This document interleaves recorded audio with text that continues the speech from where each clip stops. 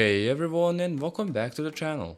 Today we're slicing into Demon Slayer The Hinokami Chronicles 2. CyberConnect 2's second swing at turning one of the most visually stunning animes into a playable spectacle. Is it a worthy sequel or just another flashy filler episode? Let's dive in.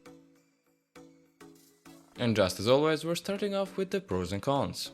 In terms of the pros, we've got gorgeous visuals and cinematic boss fights, an expanded character roster with fan favorites, our gear system that adds light strategy, a faithful adaptation of key story arcs, and a smooth, accessible combat for all skill levels.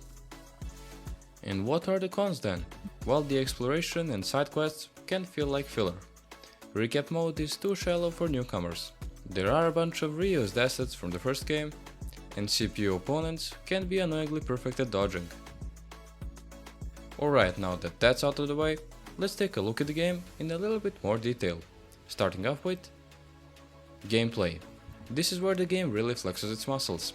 Chronicles 2 builds on the first game's arena fighter formula with smoother combat, better pacing, and a few spicy additions. First off, expanded roster. Over 40 playable characters, including the Hashira and upper rank demons. Yes, you can finally throw hands as Tengi and Uzui while looking fabulous.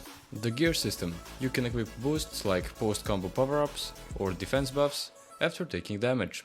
It's not deep, but that's a layer of strategy. Story mode. It covers the Entertainment District, Swordsmith Village, and Hashira training arcs. Expect about 10 hours of demon slaying drama. And finally, versus mode.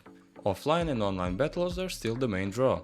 The combat is fast, flashy and forgiving. Perfect for casuals, but with enough room for combo experimentation. CyberConnect 2 doesn't miss when it comes to visuals. The game looks like the anime came to life. Cel-shaded perfection, particle effects galore, and cinematic boss fights that feel like playable episodes. Transitions between cutscenes and gameplay are seamless. And the QTE finishers, chef's kiss. What about the story? Tanjiro's journey continues right after Mugen Train, diving into some of the anime's most iconic arcs. The storytelling is faithful, emotional and surprisingly brutal, no censorship whatsoever. You'll relive epic battles against Daki, Gyutaro, and more, with side quests and explorations sprinkled in. It's linear but it works. The voice acting is top tier, with both Japanese and English dubs delivering the drama. The soundtrack blends haunting melodies with pulse-pounding battle themes, and the sound design during ultimates and boss fights is pure hype. Zenitsu still screams a lot, but hey, it's canon. At $59 USD, you're getting a polished sequel with more content, better combat, and a deeper story mode. If you're a fan of the anime, it's a no-brainer. Newcomers might feel a bit lost, but there's a recap mode, though it's pretty bare bones. Still, for what it is, I think it's worth it. And that brings us to the final verdict. Demon Slayer The Hinokami Chronicles 2 doesn't reinvent the wheel, it sharpens it. It's a sequel that knows what fans want. More characters, more story and more anime-style chaos. While it does play it safe in some areas, it delivers where it counts.